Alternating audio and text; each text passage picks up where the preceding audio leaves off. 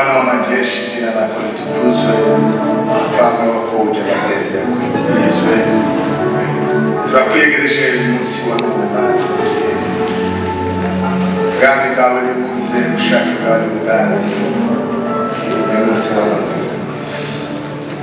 abantu basize ibishabo baje mu nzu yawe kugira ngo muri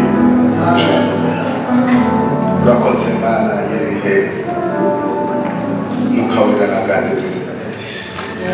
Amen. Turasoma muri Yohana igice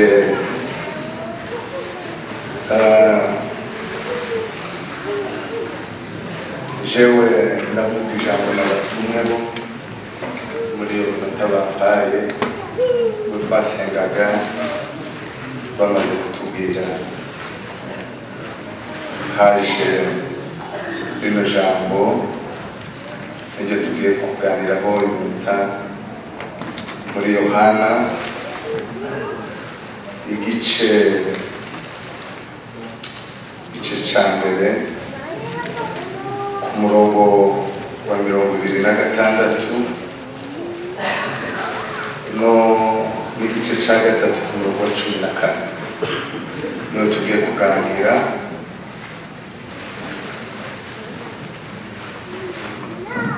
Nako hepfo kuri 29 twihanganire Yohana igice cya mbere ku murongo wa 29. Bukeye bwaho abona Yesu aza ahari, aravuga ati nguyu mwana w'intama w'Imana ukuraho ibyaha by'abari mu isi. Amen. Subiremo. Bukeye bwaho abona Yesu aza aho ari, aravuga ati nguyu umwana w'intama w'Imana ukuraho ibyaha by'abari mu isi. Amen. Igice cya gatatu ku murongo wa 14. Kandi uko Mose yamanitse inzoka mu butayu, niko umwana w'umuntu akwiriye kumanikwa kugira ngo umwizera wese abone guhabwa ubugingo buhoraho. Amen. Dushimiye kubana namwe, dushimiye abanyamasengesho, dushimiye akarere ka Kentucky, dushimiye abashumba, dushimiye abayobozi bacu. Imana ibahe umugisha. Turaganira ijambo iri dusomye hejuru yo kwizera Yesu. Abantu benshi bazi Yesu, baramuzi. Twese twicaye hano tuzi Yesu ko yazutse mu bapfuye, ari umwana w'Imana, yazi ab'isi, yarabambwe ku musaraba, tuzaja mu ijuru. Twese ayo makuru turayazi. Kumenya ibyo bitandukanye no kumwizera. Amen. Amen. Abantu benshi bazi Yesu ariko banze kumwizera.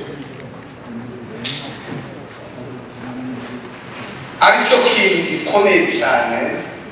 Abantu bakomeje kubaho mu buzima bw'umwijima kubera kwanga Yesu, kuko Yesu ni umuco. Yaravuze ngo ndi umuco w'isi, uzaho undi ntazongera kandi kugenda mu mwijima ukundi. Ni ukuvuga ngo rero abantu bose bagituye mu isi y'umwijima banze kwizera Yesu. Ari nacyo kintu kigaragaza ubuzima bw'abantu kudahinduka.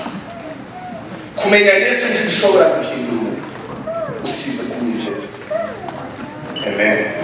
Ndetse birabangwa bamwizeye bose ngo yabahaye ubushobozi, yabahaye ubushobozi bwo kubahinduka, bwo guhinduka abana b'Imana. Itegere ikintu cyane mwumva ijambo natumwe na uyu Yesu.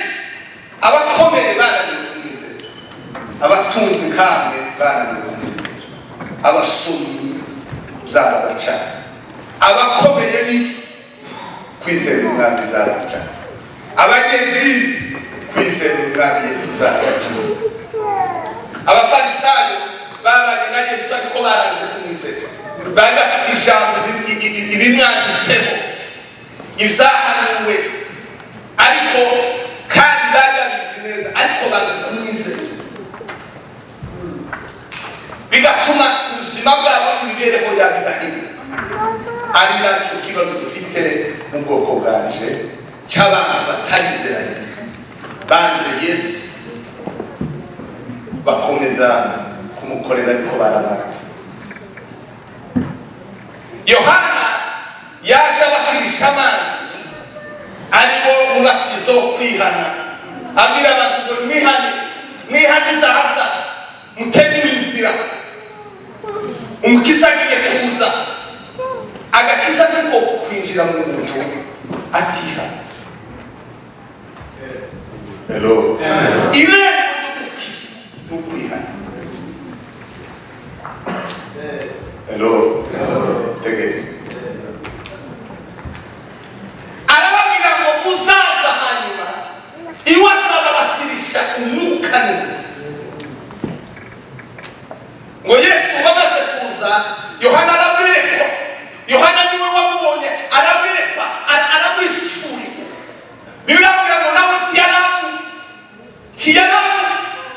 gusa yabwiwe yarabwiwe ngo nagendere uwazabona ikimenyetso cy'umwuka wera uwo niwe Mesiya uwo niwe mwana w'intama w'Imana uje gukuraho ibyaha by'abanyisi. Ngo ndetse ngo yabibwiye ngo yari kumwe n'abigishwa biwe babiri ngo amubonye age arababona mukuru ngo dore uya mwana w'intama w'Imana ukuraho ibyaha by'abanyisi ngo abigishwa bo ngo baramusiga ngo baje kurebaho Yesu. Amen. We know.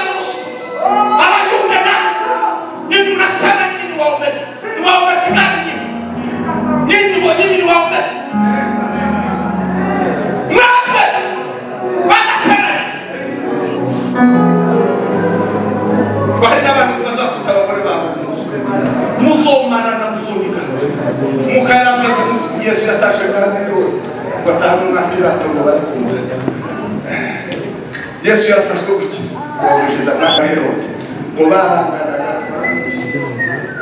ukizizaba mufite mwe bagimureka dukunda Yesu ariko Yesu yabise barakira badamurange tibakira moko tibakira abagabo n'abana b'Imana batagarasa Yesu Yesu arakubuye Yesu yarabahiye Yesu tugiye gusenga munamuke reka tureba uburibwe bufite ubumara sinzi icyaha cyadukoma sinzi inzoka y'abakora unamuka